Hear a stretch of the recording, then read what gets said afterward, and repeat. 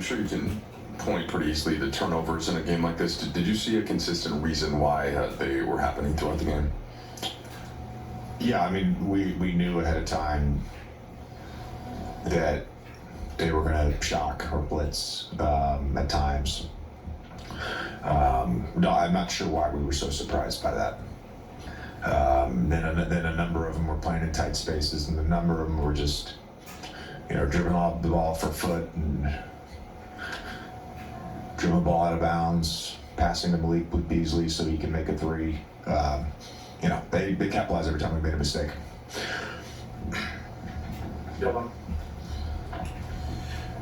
JJ, earlier in the season, you guys had kind of mentioned the Detroit loss in Detroit as an example of like maybe not taking things as seriously as you could have in that matchup until you guys had that late rally in that game. From like a progress perspective, how much progress have you seen from the group since then, and how much of it might just be it's a young athletic team that plays really physically and has certain advantages? Yeah, I know what you're getting at, or what you're trying to ask, rather. I think we've had a lot of progress.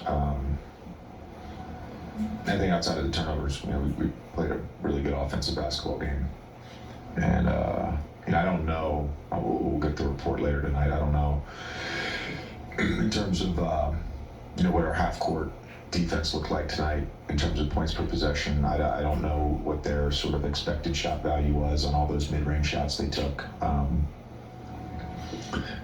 But we, for the most part, executed our coverage as well. We executed our reds well. The only thing we didn't do at times well was our blues in the post against Cunningham and Harris. But defensively, I thought we had the right intent, and offensively, I think we tried to play the right way. We were ready to play tonight.